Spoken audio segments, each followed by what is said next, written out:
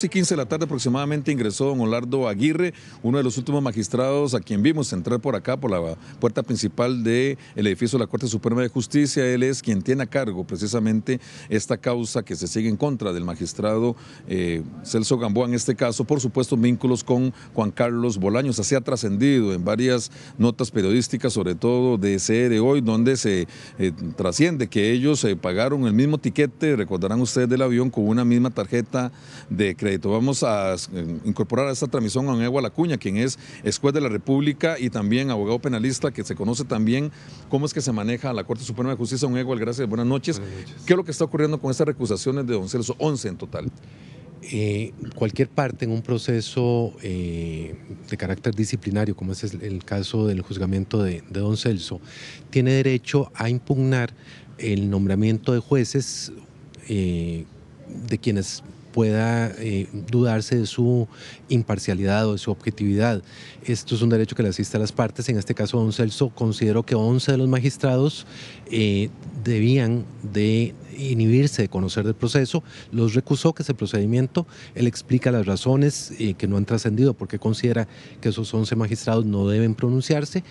Luego, estos 11 magistrados deben rendir un informe cada uno ante el Pleno de la Corte, y la Corte, luego, integrándose con magistrados suplentes, resolver una por una estas 11 recusaciones, resolución contra la que cabe recurso de reconsideración en caso de que don Celso no esté de acuerdo con ello. Y hay que entender que este es un procedimiento lento, complejo, porque hay que ir analizando uno por uno los casos, no se puede hacer una resolución general, y ya luego, una vez integrada la Corte Plena, se irá a conocer del tema de las eventuales medidas cautelares, como sería una suspensión del magistrado Gamboa en el ejercicio del cargo, lo que va a generar sin duda una discusión, digamos, vehemente sobre si la Corte tiene o no tiene competencia, porque es un caso distinto al fiscal general, que no tiene inmunidades, que no es nombrado por la Asamblea Legislativa, y no hay un antecedente desde la Constitución del 49 al día de hoy. No hay un solo antecedente en el que se pueda la Corte Plena afirmar el criterio que vaya a aplicar en este caso concreto. Las señas del Poder Judicial, el fiscal general le suspendió 3 meses, ahora se está investigando al magistrado Gamboa. Históricamente, ¿cómo lo podemos plasmar? Como un socollón a lo interno de la Corte está sufriendo un proceso de crisis del que uno esperaría que sepan sacar lo mejor, o sea, corregir no solo problemas específicos, sino problemas, digamos, históricos en cuanto a la selección de nombramiento de las personas, en cuanto a los controles en el ejercicio de los cargos y en cuanto a los límites de la prudencia, de la ética, de la responsabilidad, de la coherencia que tienen que guardar los magistrados y el fiscal general en el ejercicio de sus cargos. Compañeros, tengo una consulta, creo que para don Ewald, para que nos ayude con esta intervención.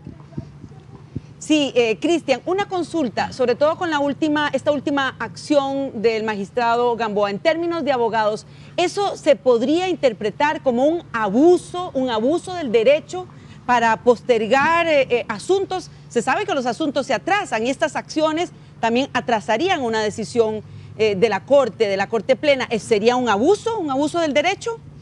Nos preguntan desde el estudio, don Ewald, que si este tipo de práctica, digamos, las recusaciones, sería como un abuso del derecho o era previsible, además, acerca de esas 11 recusaciones, que evidentemente no va a ser solo una noche larga, sino que pareciera que hoy no se resuelve nada.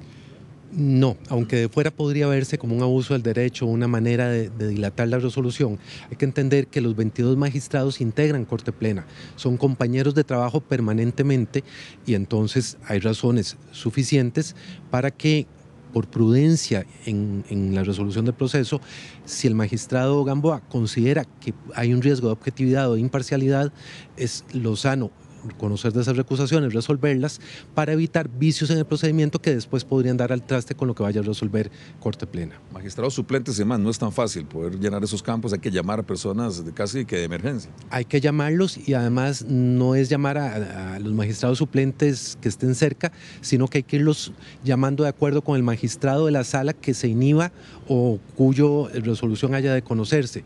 Entonces, si se inhibieron o sea, hay recusación contra magistrados de la sala de de casación penal, que uno pensaría que lo más lógico son los compañeros de trabajo permanente de don Celso, tendrán que ser los suplentes de la sala de casación penal los que lleguen a sustituir a los titulares para pronunciarse sobre la pertinencia o no de las recusaciones planteadas. Causas disciplinarias, pero puede cambiar de repente ya un tinte más penal en este caso. Podría ocurrir si se determina que hay un caso de tráfico de influencias, que es un tipo penal previsto en la Ley contra la Corrupción y el Enriquecimiento Ilícito, en el caso de que un miembro de un supremo poder ejerza su influencia sobre un funcionario público para facilitar o para que se deje de hacer algo que corresponde hacer a ese funcionario. Muy amable, don Egual Acuña, entonces acerca de lo que está ocurriendo acá, así que estamos acá dándole seguimiento.